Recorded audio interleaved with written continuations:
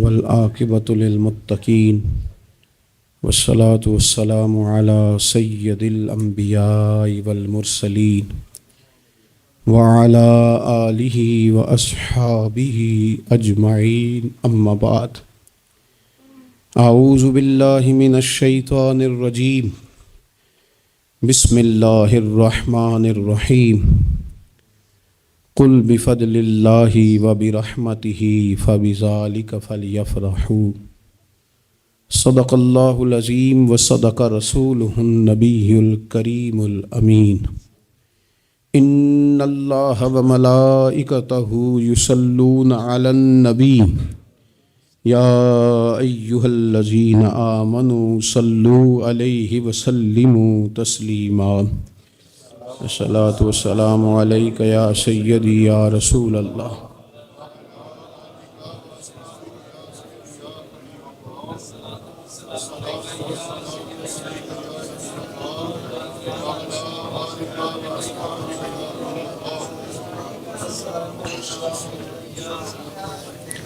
حمد و صلوات کے بعد دوستو، بزرگوں اور بھائیوں، انسان اپنی زندگی میں جیسے جیسے شب و روز طے کرتا ہے، بہت سارے مواقع زندگی میں اسے دیکھنے نصیب ہوتے ہیں۔ ہمارے ہاں کچھ تقریبات کی جاتی ہیں، خوشی کے موقع پر بھی اور غم کے موقع پر بھی۔ خوشی کی تقریبات بھی پہلے بڑی مختصر، جامع، پروقار اور وزادار ہوتی تھی۔ نکاح کا مطلب ہے دو گواہوں کی موجودگی میں ایجاب و قبول کرنا۔ مختصر سے لوگوں کے بیچ بیٹھ کے نکاح ہو جاتا تھا، مختصر سے لوگ ولیمے کی دعوت کے بعد دعائے خیر پر اپنے اپنے گھروں کو چلے جاتے تھے۔ ہندوستان میں مسلمانوں نے ہندوؤں کو دیکھا کہ وہ مہندی کی رسم کرتے ہیں، اس پر پھر اتنی زیادہ توجہ لوگوں کی بڑھ گئی کہ وہ باقاعدہ شادی کا حصہ بن گئی، باقاعدہ اس پہ بہت بڑا سرمایہ خرچ ہونے لگ گیا۔ پھر اس کے ساتھ ساتھ فی نفس ہی عورت کا ہاتھوں پہ مہندی لگانا تو ناجائز نہیں، لیکن اس میں پھر ایک باقاعدہ تقریب رکھ لینا، پھر مرد عورتوں کا اکٹھے ہونا، پھر ڈھول ڈھمکا ہونا، پھر شور شرابہ ہونا، اس کی شریعت قطعاً اجازت نہیں دیتی۔ پھر یہ ہوتا تھا کہ شادی سے قبل جب رشتہ طے ہوتا تھا تو طریقہ یہ تھا کہ لڑکی اور لڑکے کا نکاح کر دیا جاتا تھا اور مناسب وقت پر رخصتی ہو جاتی تھی۔ نبی پاک صلی اللہ تعالیٰ علیہ وسلم نے حضرت سیدہ عائشہ صدیقہ رضی اللہ تعالیٰ عنہ کے ساتھ نکاح کیا اور 3 سال کے بعد رخصتی ہوئی۔ چلیں بعد میں لوگوں نے اگر نکاح نہ کیا تو پھر کہا کہ نسبت طے کر دی ہے۔ یہ بڑا سونا، اچھا، صاف ستھرا فکرہ تھا۔ اب باقاعدہ اس نام کو منگنی کا نام دے دیا گیا، اور ہم دوسروں کی چال چلتے چلتے اپنی وفاداری بھولتے جا رہے ہیں۔ دیکھا دیکھی نا لوگوں کی، دیکھا دیکھی۔ میرج ہال کا تصور صرف اتنا تھا کہ اب آبادیوں میں جگہ موجود نہیں ہے تو باقاعدہ ایسے ہال بنا لیے جائیں جن میں نکاح آسانی سے ہو جائے، لیکن اب تو مہنگے سے مہنگا ہال، اس میں پھر سہولیات، پھر اس میں آسانیاں، پھر کھانے کی بھرمار اور مختلف ڈشیں۔ یہ سوائے اپنے اوپر بوجھ ڈالنے کے، امیر بوجھ ڈالتے ہیں، غریبوں کو پریشان کرتے ہیں، ان کے بچے دیکھا دیکھی اس چکر میں پڑ جاتے ہیں، حالات سنگینی کا رخ اختیار کر جاتے ہیں۔ منگنی باقاعدہ میرج ہال میں ہونے لگ گئی۔ اللہ تعالیٰ معاف فرمائے تو وہاں بھی مردوں عورتوں کا اختلاط ہے باقاعدہ۔ ابھی اس کا نکاح نہیں ہوا، وہ تو غیر محرم ہے، اس کو انگوٹھی دی جاتی ہے پہنانے کے لیے، اور لڑکا لڑکی کے ہاتھ میں انگوٹھی پہنا رہا ہے۔ ناراض نہ ہونا، حاجی صاحب بھی کھڑے ہوتے ہیں، نمازی صاحب بھی کھڑے ہوتے ہیں، وہ صاحب بھی کھڑے ہوتے ہیں جو مذہبی تقریبات میں آگے آگے دکھائی دیتے ہیں، لیکن یہاں دین ہی نہیں یاد آ رہا۔ کوئی شخص کلام کرنے کو تیار ہی نہیں ہے کہ میاں یہ تو حرام ہے، حرام ہے، اشد حرام ہے۔ جب تک ان کا نکاح نہیں ہو جاتا یہ ایک دوسرے کے لیے محرم نہیں ہے، لیکن کوئی روکنے والا نہیں۔ تقریبات بڑھتی گئیں، بوجھ بڑھتا گیا، بہت بڑا سرمایہ۔ ویسے بھی مسلمان نے کوئی اس کی تو زندگی بڑی بامقصد ہے، اس نے کوئی یہاں الجھ کے تو نہیں نہ رہ جانا۔ پھر اور باتیں بڑی، سالگرہ ایک پورا وتیرہ اختیار کر گئی ہے، گھروں کے اندر سرائیت کر گئی ہے، سالگرہ ایک پوری تقریب بن گئی ہے، ایک پورا خرچہ لے گئی ہے وہ۔ کیا مسلمان اتنے اپنے آپ کو فضول سمجھنے لگے ہیں معاذ اللہ کہ وہ فارغ ہیں جس کام میں جو مرضی ایک ماحول بناؤ، اور پھر چلتے طرح طرح کی تقریبات اور طرح طرح کے، یہ فلانا جشن بہاراں آ گیا ہے، تو یہ اپریل فول آ گیا ہے، تو یہ بیماری نیو ایئر نائٹ کی آ گئی۔ میں نے رات بھی کہا تھا، جس قوم کی بچیاں کشمیر میں روز روتی ہوں وہ جشن منائے گی سڑکوں پہ نکل، جن لوگوں کے بھائی برما میں کاٹ دیے جاتے ہوں وہ جشن منائیں گے۔ او خدا کے بندو، لوگوں نے تو تنقید کر کے چپ کر گئے، تنقید کر کے۔ دیکھو جی، عرب شریف والوں نے وہاں سینمے کھلوا دیے، تم تو تنقید کر کے چپ کر گئے نا۔ یہ وہ مقام کرب ہے، یہ وہ مقام خوف ہے۔ جب عرب کی دھرتی پہ عورتیں ناچیں گی تو مجھے بتاؤ نا، امام حسین کے دل پہ کیا گزرے گی؟ امام حسن کو کیا اس سے اذیت پہنچے گی؟ آپ کو پتہ ہے سیدہ پاک کو کتنی تکلیف ہوگی، مولا کائنات کو کتنی ہوگی، عثمان غنی کو، فاروق اعظم کو، صدیق اکبر کو۔ تمہیں پتہ ہے یہ عرب کا ملک کسی ایک شخص کی حکومت کی جگہ نہیں ہے، یہ کسی خاندان کا نہیں ہے، کسی قبیلے کا نہیں ہے، کسی سیاستدان کا نہیں ہے۔ یہ عرب شریف تو میرے نبی پاک کا وطن ہے۔ اس وطن میں جب گانے باجے ہوں گے، ڈھول ڈھمکے ہوں گے، تماشے ہوں گے، حضور کے قلب نور کو کتنی تکلیف ہوگی۔ اور ہم ہیں کہ مذاق بنا ہوا ہے۔ کہاں ہیں وہ لوگ جو روز کہتے تھے موویاں بنا کے غریب لوگوں کو پکڑ کے کہتے تھے یہ فلانی غلط حرکت کر رہا ہے، یہ فلانی۔ تمہارا فتویٰ غریب کے حق میں اور ہے اور امیر کے حق میں اور ہے۔ اب بھی تو 2 ویڈیو بنا دو نا کہ یہاں یہ ظلم ہو رہا ہے۔ اور جب سال گزریں تو قومیں اپنا حساب کرتی ہیں، اور میرا اور آپ کا سال وہ گزر رہا ہے جہاں قرضہ زیادہ لے لیا گیا ہے، جہاں قومیں گروی رکھی جا رہی ہیں، جہاں ہمارا ہر پیدا ہونے والا بچہ مقروض پیدا ہوتا ہے، لیکن مزاج بن گیا نا بس مناؤ، جو ملتا ہے اسے مناؤ۔ یہ کس نے شوق پیدا کیا ہمارے بچوں کے اندر روز شادیوں پہ جانے کا، تیار ہو کے جانے کا؟ کس نے شوق پیدا کیا؟ بڑوں نے۔ نہ مانے بزرگ، بڑوں نے شوق پیدا کیا۔ ہم نے ابلاغ اس طرح کا کیا، او کدی موقع آنا ہوتا ہے ہن اوتھے بھی نہ جائیے، ورنہ ہمارے بچوں میں شوق کبھی نہ آتا۔ ہم نے ابلاغ کیا ہے، ہم نے توجہ دلائی ہے۔ بچے چھٹیاں کر رہے ہیں، یہ ہم پریشان ہیں ان دنوں میں، پیپر بچوں کے قریب ہیں مدرسے کے، اور چوتھے دن کو بچہ درخواست لے کے آ جاتا ہے فلانے کی شادی ہے، فلانے کی شادی ہے۔ میرے ابا جی کہا کرتے تھے، تھوڑے سے ہم بڑے ہوئے تو ابا جی شادی پہ جانا ہے تو کہتے تھے جوان منڈے دا کی کام میں ویاواں تے جانے دا، ہم جائیں گے نا تمہاری اماں جائے گھر رہو آرام سے۔ ہمارے پرانے بزرگ اس طرح کی تربیت کرتے تھے، کہتے تھے تمہارا مطلب کیا، اس شادی پہ تم نے کیا کرنا؟ اور یہاں سارا کام ہی بچے اور بچیوں کو دے دیا گیا، بچے اور بچیوں کو، اور تیار کر کے نہیں جاتا۔ کسی خاص جگہ پہ کوئی مجبوری ہو جائے، قربت اتنی زیادہ ہو کہ رہا نہ جائے، تو کبھی نکاح پڑھانے کے لیے جاؤں نا تو بس میرے کانوں سے آواز ٹکراتی نہیں، لیکن میں سمجھ جاتا ہوں کہ کیا باتیں گونج رہی ہیں۔ اور پردہ ہی کر لو تھوڑا سا، وہ کہتے ہیں پردہ، یہ بچی کے نکاح کی مووی نہ بنی تو فلم ہی نہیں مکمل ہوگی۔ اس خوشی کے موقع پر بھی آپ یہ کہہ رہے ہیں کہ لو جی پردہ کرو اور دوپٹہ لو، تو اتنے پیسے دیے وہ بیوٹی پارلر والے کو، وہ کدھر جائیں گے؟ کون ہیں یہ لوگ سارے؟ میں اور آپ نہیں ہیں، ہم ہی تو ہیں یہ سارے۔ یہ کس پر تنقید کر کے ہم چپ کر گئے ہیں؟ ہم سارے خود ہیں، اور ہم سب مل ملا کے اس سوسائٹی کا حصہ بنتے جا رہے ہیں۔ اب تو بھائی وہ مہنگے میرج ہال کے اندر جب میرج ہال لیا جاتا ہے تو ایک سمت عورتیں، ایک سمت مرد، اور بیچ میں پردے کا بندوبست بھی نہیں کرایا جاتا، چونکہ یہ تو دکھیا نوس لوگ ہیں جو پردہ کراتے ہیں۔ وہ کہتے ہیں وہ لو اتنی تیاری کی، کپڑے دکھانے کس کو ہیں؟ تم پردہ کرا رہے ہو۔ خدا سے ڈریں، مسلمان ان ابس کاموں کے لیے نہیں ہے، تو اونچے مقاصد کے لیے آیا۔ تو دیکھنا، تیری تو بڑی عظمت ہے۔ کنتم خیر امۃ اخرجت للناس تأمرون بالمعروف وتنہون عن المنکر۔ تجھے تو بھیجا تھا کہ تو دنیا میں خیر عام کرے گا، برائی کا ہاتھ تھامے گا، تو کہاں الجھ کے رہ گیا؟ اپنی تقریبات پر تھوڑی توجہ دیں۔ ایک تو یہ خوشی کی تقریبات، پھر ایک غم کی تقریبات۔ میں نے اپنے کانوں سے سنا ہے کل 10ویں کا اعلان اکٹھا کرا دیا گیا، اور یہ ٹھیک کیا جاتا ہے، ایک ہی دن میں دونوں اصال ثواب کی تقریبات ہو جائیں۔ اس کا اصل اصال ثواب ہے۔ اصال ثواب کیا ہے؟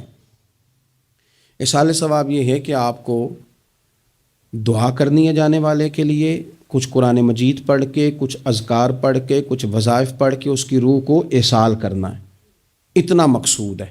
بڑی غور سے، مجھے تھوڑا ٹائم دیں گے آپ 2-3 منٹ کا صرف، اور میری بات پہ نا خاص توجہ کریں، خاص بات کرنا چاہتا ہوں۔ اگر اس میں کھانا پکانا ہے نا، تو آپ نے کھانا اس لیے پکانا ہے کہ غریب کو، مسکین کو کھانا کھلائیں گے، اور جو ثواب اس کا ملے گا وہ بھی جانے والے کی روح کو ملے گا۔ لیکن اگر آپ اس میں دعوت پکا لیں، دعوت رشتہ داروں کی، یاروں کی، وہ تو بھائی دعوت ہے۔ ایک ہے کہ آپ نے کوئی ایسا کام کیا جس سے جانے والے کی روح کو، ہوٹل میں بیٹھ کے کھانا کھایا 4 بندوں نے، موج کی، مرضی کا انہوں نے گوشت اڑایا، تو وہ کہیں اس کا ثواب جائے گا۔ یہ جو دعوت کا لفظ ہے نا، کہ دعوت کی، امیر لوگ سارے اکٹھے کیے، رشتہ دار، دوست احباب، سیاسی سب آ گئے، اب آپ نے وہ دعوت کی اور نام آپ نے ختم شریف کا دے دیا۔ آپ تھوڑی گہرائی سے سوچیں کہ یہ ختم بنتا ہے؟ ویسے ذہن قبول کرتا ہے کہ یہ ختم شریف ہے؟ اب میں کہہ لوں، اب میں یہ بات کر لوں کہ ہمارے ہاں کچھ ولیمہ نما چہلم بھی ہوتے ہیں، ولیمہ نما چہلم۔ وہ ٹائٹل چہلم کا ہے اور اندر جا کے دیکھو تو ماحول سارا ولیمے کا ہے، تو یہ سال ثواب ہے؟ آپ بتائیں ذمہ داری سے کہ یہ سال ثواب ہے؟ آپ غرباء کی دعوت پکائیں گے، غریبوں مسکینوں کی، ان کی دعوتیں اعلیٰ حضرت بریلوی رحمۃ اللہ نے لکھا ہے جائز نہیں ہے دعوت کرنا اس طرح۔ ہاں آئے ہوں، کھانا کھا جائیں، فی نفس ہی رشتہ داروں کو کھانا کھلانا، دعوت کھلانا ثواب ہے، لیکن ختم کو، چہلم کو، 10ویں کو دعوت بنا لینا یہ درست؟ ویسے ان کو دیں آپ، ثواب ہے۔ لیکن ہمارے ہاں تو مطلب عجیب سا ایک ماحول ختم شریف، یعنی کل 10ویں کا اکٹھا اعلان ہو گیا، میں موجود تھا، تو کہنے لگے ویکھو انہیں پیسے لگے جے بچان۔ خدا کے بندو یوں تو نہ کرو۔ ایک ان کا والد چلا گیا، والدہ چلی گئی، کوئی عزیز چلا گیا، اور دوسرا یہ کہ آپ یہ بتائیں گھر سے روٹی نہیں ملتی، صرف ختم کی ملتی ہے۔ اتنی چھوٹی سوچ کون پیدا کرتا ہے؟ یہ تو ماحول میں ہی ایسی باتیں نہیں ہونی چاہیے۔ میں آپ کو کہہ رہا ہوں، میں مولوی صاحب ہو کے، مسجد کا خطیب ہو کے، حالانکہ چہلم پہ ڈیوٹی مولوی صاحب کی ہے، ان کو تو موقع ملنا ہے 10ویں کا بھی، چہلم کا بھی، کل کا بھی، لیکن مولوی کا بھی تو کل ہونا ہے نا، اسے بھی تو خیال کرنا چاہیے کہ جو چیزیں درست ہیں صرف اتنی درست ہیں، حد بندی سے باہر جائے تو چیز ٹھیک نہیں رہتی۔ اس لیے ان تقریبات کو بھی یقین کریں۔ کل شریف پہ ماحول دعوت کا نہ ہو۔ میں آپ کو ذمہ داری سے کہتا ہوں، کسی کا باپ فوت ہو جائے تو جتنی اچھی دعا وہ مانگ سکتا ہے، درد سے اتنی کوئی اور نہیں مانگ سکتا، لیکن وہ تو دعوت پکا رہا ہے نا، وہ تو دیگوں پہ ہے، وہ تو ٹینٹ کا سامان کٹھا کر رہا ہے، وہ تو ترتیب لگا رہا ہے۔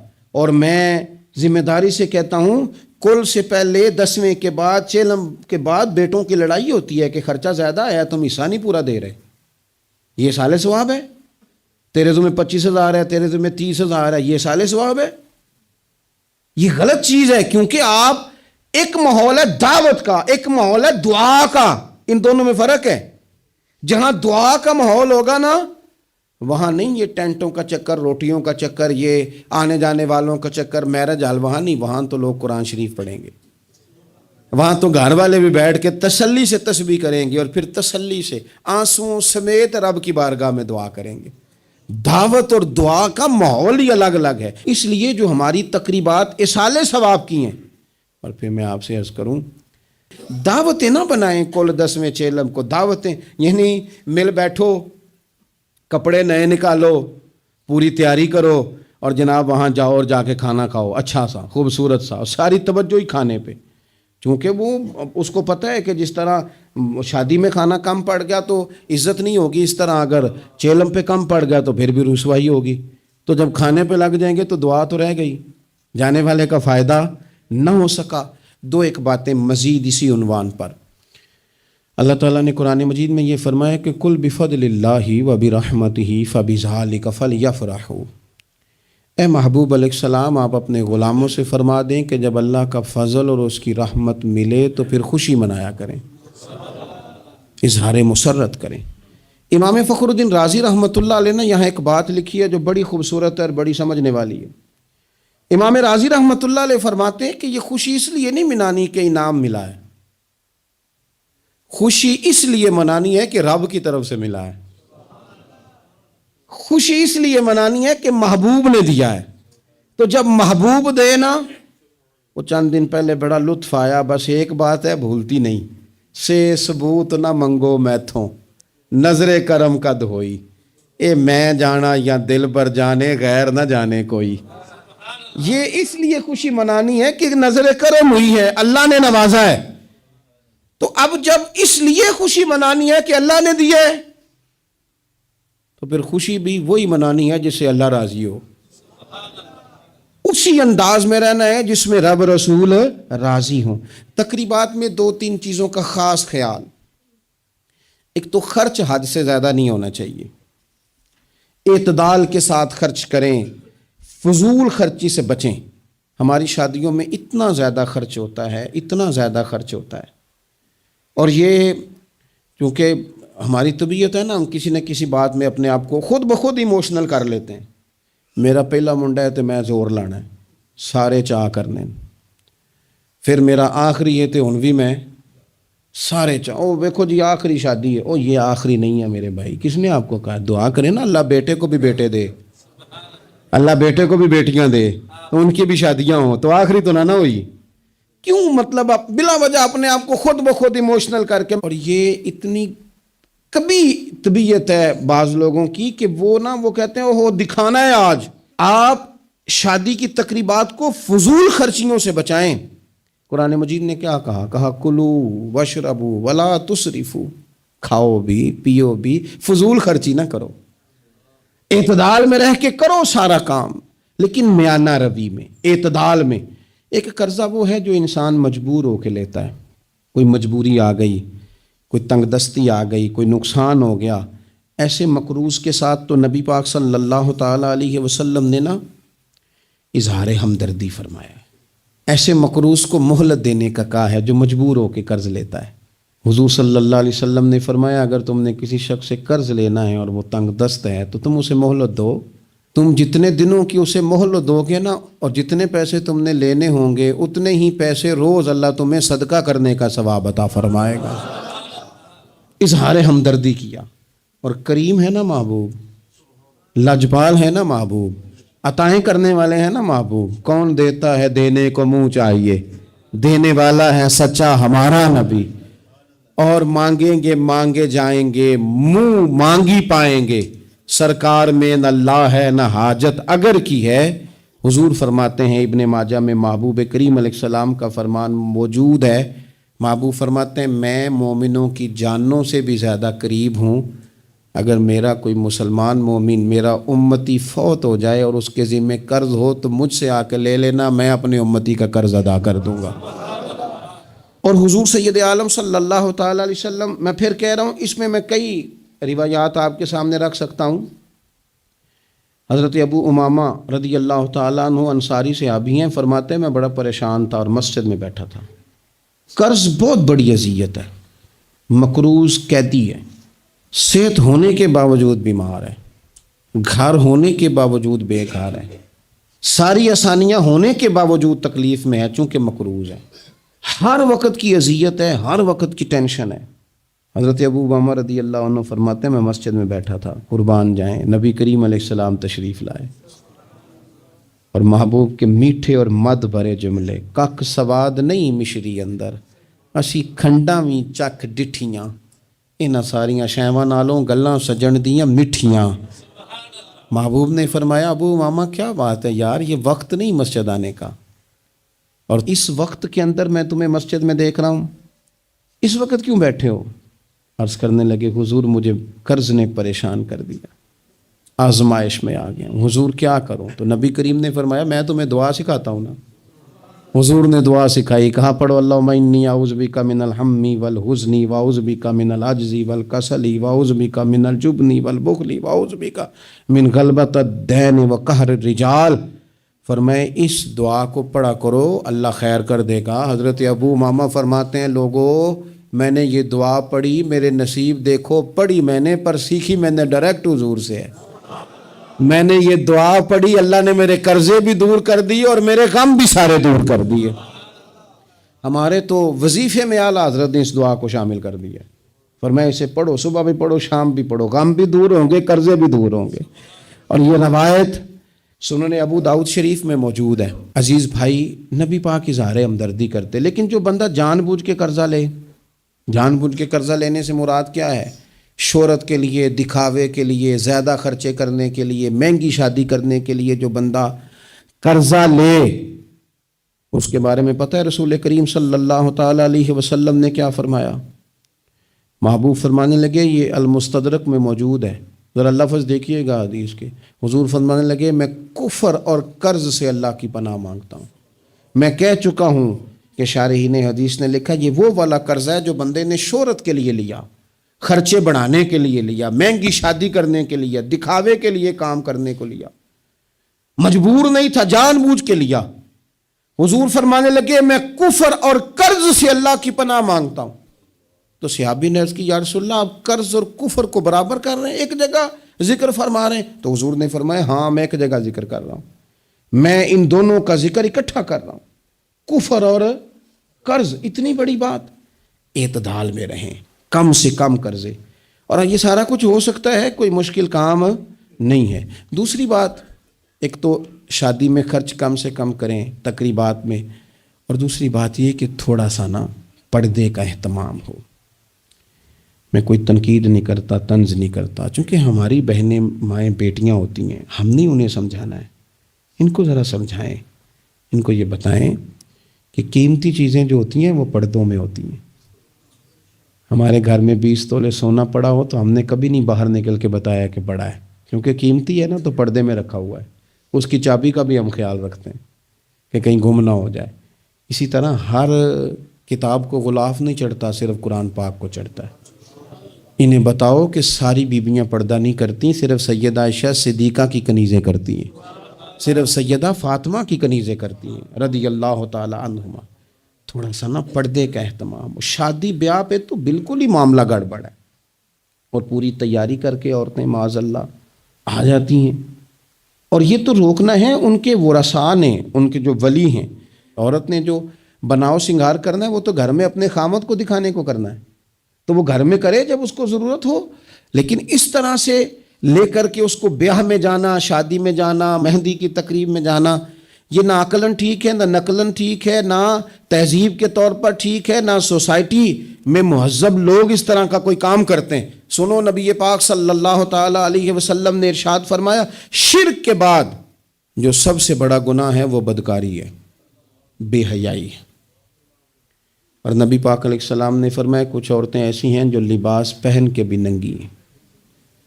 فرمایا یہ وہ عورتیں ہیں جنہیں اللہ تبارک و تعالیٰ جنت کی ہوا بھی عطا نہیں کرے گا، خوشبو تک نہیں ملے گی۔ ان کو یہ سمجھائیں۔ یہ آج کل بڑا عروج ہے شادیوں کا، خواتین مہربانی کریں، اپنے اوپر رحم کھائیں، نہ اللہ کی نافرمانی مول لیں۔ ماؤں بہنوں بیٹیوں پھر روتی ہو، دکھ سناتی ہو، کہتی ہو بڑی ساری آزمائش میں ہیں، تو اگر تکلیف میں ہو تو پھر تو رحمت والے کام کرو نا۔ بندہ تکلیف میں بھی ہو، دکھوں میں بھی، اور کام عذاب والے کرے تو اسے کس طرح کر کے آسانی میسر آئے گی؟ اس لیے شریعت اسلامیہ کے دائرے کے اندر وقت گزاریں۔ تیسری گزارش تقریبات کے حوالے سے، تیسری اور آخری یہ ہے کہ ہم نہ شادی ہو، بیاہ ہو، کوئی بھی معاملہ ہو، ہمارا یہ مزاج بن گیا ہے کہ ہم نہ تعلقات نبھاتے ہیں۔ دفتر کے لوگوں کو بلائیں گے، ہمارے جو بزنس کے متعلقہ لوگ ہیں ان کو دعوتیں دیں گے، جن لوگوں سے ہمیں کوئی سیاسی سماجی کام پڑ سکتا ہے انہیں بلائیں گے، دعوت بھی کبھی کھلائیں گے تو کوشش کریں گے اس بندے کو کھلائیں جو بندہ نا جس کی ذرا فوٹو صحیح آتی ہے، لائکس اچھے ملتے ہیں، اسی طرح کا معاملہ شادی میں ہم نے کر لیا ہے، صرف اپنے فائدہ دیکھ کے، نفع دیکھ کے، بلکہ اخباروں میں بعض میں خبر آتی ہے فلاں کے بیٹے کا ولیمہ سیاسی اجتماع بن گیا، غربا کو موقع نہیں ملتا۔ ہمارے استاد صاحب بات سنایا کرتے تھے، وہ فرماتے تھے کہ ایک آدمی کو کسی نے بلا لیا شادی پہ، تو وہ کسی گیراج میں کسی ورک شاپ پہ کام کرتا تھا، تو وہ نہ وہیں سے کپڑے نہ بدل سکا، انہی کپڑوں میں وہ اسی طرح آلودہ تھے کام کے ساتھ۔ اس نے کہا کہ اگر میں گھر گیا تیار ہونے تو وہ لیٹ نہ ہو جاؤں، تو اسی طرح چلا گیا۔ اس کو چوکیدار نے اندر ہی نہیں جانے دیا، کہا تو کدھر آ گیا؟ اس نے بڑی کہا بھی مجھے بلایا ہے، میرا تعلق ہے۔ اس نے کہا نہیں تجھے کیسے بلا لیا؟ کیونکہ اسے پتہ تھا نا ان لوگوں کا تو اسٹیٹس ہی اور ہے، غریب آدمی ان کی دعوت میں۔ اس نے کہا جا تجھے نہیں بلایا، اندر ہی نہیں گھسنے دیا۔ اب وہ جلدی سے گاڑی بھگا کے گھر گیا، وہ کاٹن شاٹن مایا شایا تگڑے کپڑے، ویسٹ کوٹ، اچھے طرح سوٹ بوٹ پہن کے جب وہ واپس لوٹا نا، تو اس نے جناب خود سے اسی چوکیدار نے خود دروازہ کھولا، اندر بھیجا۔ اب وہ جب کھانا شروع ہوا نا، تو اس نے ایک ڈونگا لیا سالن کا اور اپنا کرتا پکڑ کے اس میں ڈبو دیا، پھر دوسرا کرتا ڈبو دیا۔ لوگوں نے کہا تم باولے تو نہیں ہو گئے، یہ کیا کر رہے ہو؟ اپنے کپڑے آلودہ کر رہے ہو سالن سے۔ کہنے لگا میری تو دعوت نہیں، دعوت تو کپڑوں کی ہے، اگر میری ہوتی تو مجھے تو پہلے بھی داخل ہونے دیتے، یہ تو ان کپڑوں کی دعوت ہے میاں، تو یہ چونکہ ان کی دعوت ہے تو انہیں کہہ رہا ہوں کھاؤ کھانا، میری تو ہے ہی نہیں دعوت، ان کو کھانا چاہیے۔ اس لیے کہ یہاں تو گاڑیوں کی دعوت ہے، یہاں تو کوٹھیوں کی دعوت ہے، یہاں تو دعوت اس بات کی ہے کہ بڑی پجاروں میں کون آیا ہے؟ رسول کریم صلی اللہ تعالی علیہ وسلم نے فرمایا ولیمے کے کھانوں میں بدترین کھانا، یہ صحیح بخاری ہے، فرمایا ولیمے کے کھانوں میں سے بدترین کھانا وہ ہے اس میں امیروں کو تو بلایا جائے پر غریبوں کو نہ بلایا جائے، وہ بدترین دعوت ہے۔ اس لیے بعض صوفیہ تو یہ فرماتے ہیں کہ کوشش کر کے نا بعض غریبوں کو منت کر کے لے آؤ اپنے ولیمے کی، اپنی تقریبات کی دعوتوں میں، تاکہ تمہارا کھانا اچھا کھانا تو بن جائے نا، تمہارا کھانا بہترین کھانا تو بن جائے نا، تمہارا کھانا اعزاز والا تو ہو جائے، کچھ تو غربا کو دعوت دے لو۔ لیکن ہماری تقریبات ہماری ذاتی معاملات کا حصہ بن جاتی ہیں۔ میں تو مذہبی تقریبات بھی دیکھتا ہوں، مذہبی تقریبات میں بھی ہماری پوزیشن کچھ اسی طرح کی ہے۔ میں اپنے بارے میں کئی دفعہ دوستوں کو کہہ چکا ہوں کہ دین کا خادم سمجھ کے دعوت دینا تو بڑی اچھی بات ہے، لیکن ہمیں برانڈ نہ بناؤ۔ ہمیں بعض جگہ بڑی اچھی طرح سمجھ آ جاتی ہے کہ بعض آدمی کا بات کرنے کا سٹائل کیا ہے، اور جو آدمی روز اتنی لمبی چوڑی تقریر کرتا ہے، اس کو جب آگے کوئی شخص بات سنانے کی کوشش کرتا ہے تو پتہ چلو اکثر چل جاتا ہے کہ کہاں سے بات کر رہا ہے۔ چلیں جواب نہ دینا کئی دفعہ اخلاقی طور پر درست نہیں ہوتا۔ دینی تقریبات کو کوئی ضروری ہے کہ 600 آدمی 400 آدمی بیٹھے گا تو پھر ہماری محفل ہوگی؟ کوئی ضروری ہے؟ اس لیے تو غریب آدمی نے جلسے کو ہاتھ ڈالنا ہی چھوڑ دیا، جلسہ مہنگا ہی بڑا ہے۔ غریب آدمی نہیں یہ کام کرتا، وہ کیسے محفل کرے گا؟ وہ تو آپ ساؤنڈ والے کے پاس جائیں تو کہتا ہے دور بدل گیا ہے، اب کہاں 1500 میں ساؤنڈ لگتا ہے۔ وہ تو چونکہ ہم نے ہر چیز کو برانڈ بنا دیا، کمرشل کر دیا، ماحول اور طرح کا بنا دیا، یہ کام نہ کریں۔ آپ اس کو دین ہی بنائیں اور یہ ذوق ہی رہے نا، تو بھائی اس کے لیے پھر کسی آرٹیفیشل نعت خواں کو بلانے کی ضرورت نہیں ہوتی، محلے کا لڑکا بھی سونی نعت پڑھ لیتا ہے۔ اس کے لیے پھر اپنے خطیب صاحب بھی بڑی بہترین تقریر کر لیتے ہیں جو ہمیں 5 نمازیں پڑھاتے ہیں، پھر یہاں بھی سارے کام۔ لیکن ذہن تقریبات کے لحاظ سے بن گیا ذرا بڑا اونچا سا۔ دین اپنی ذاتی حیثیت رکھتا ہے، اپنی تقریبات کو شستہ کریں، سنجیدہ کریں، صاف ستھرا کریں، جتنی بھی قباحتیں ہیں اخلاقی ہیں مالی ہیں ان کو دور کریں۔ ہم مسلمان ہیں، مسلمان بڑا سنجیدہ سا ہوتا ہے، سونا سا ہوتا ہے، اس کے رویے بڑے میٹھے ہوتے ہیں، اس کے آنے جانے کے معاملات میں شائستگی ہوتی ہے، اسے دیکھ کے پتہ چلتا ہے کہ یہ رسول اللہ کا ماننے والا ہے، یہ نبی کریم علیہ الصلوۃ والسلام کا تربیت یافتہ امت ہے۔ اللہ تعالیٰ سمجھ عطا فرمائے۔ آخر دعوانا الحمدللہ۔